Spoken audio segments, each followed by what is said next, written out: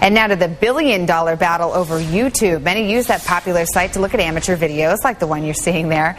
But Viacom says you're watching their shows on YouTube instead of watching them on TV. And now the judge presiding over Viacom's federal lawsuit has ordered YouTube to tell Viacom who's been watching its videos and when.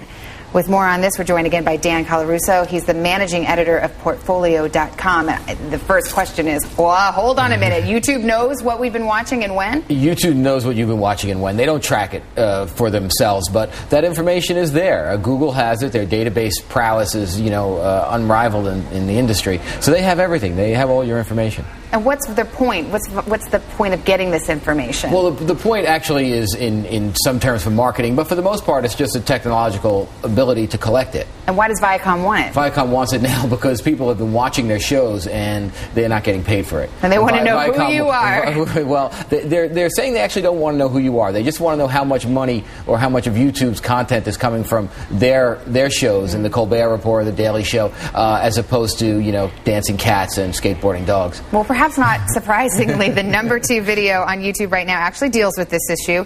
This is what user sxephil had to say on his YouTube show. Listen.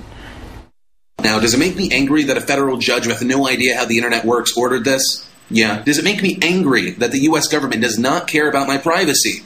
Yeah. Does it really, really make me angry that Viacom has all my information, including my IP address, everything I search, any video I've watched, any video I've posted, anything that's been deleted? Yes.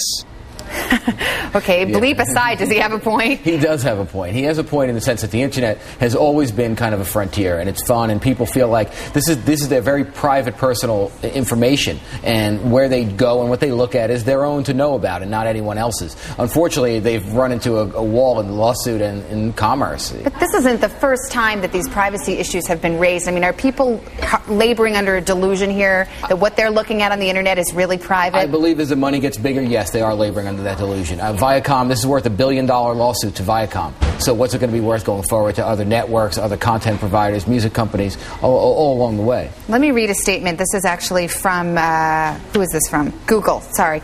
It says, we're disappointed the court granted Viacom's overreaching demand for viewing history. We're asking Viacom to respect users' privacy and allow us to anonymize the logs before producing them under the court's order. Okay, we joked about this before. Right. Anonymize, new word, but what does it refer to, and is it actually possible? It has a deep meaning, and it's a key here going forward. It's possible to redact all the user information and just break down for Viacom what's been watched. It's not a matter of who's watching it at what time, how old are you, and have you ever bought anything on eBay. Well, let me do Viacom's statement. Fair is fair. This isn't a court of law, but let's read it. It says, YouTube and Google have put us in this position by continuing to defend their illegal and irresponsible conduct and profiting from copyright infringement when they could be implementing the safe and legal user-generated content experience they promise.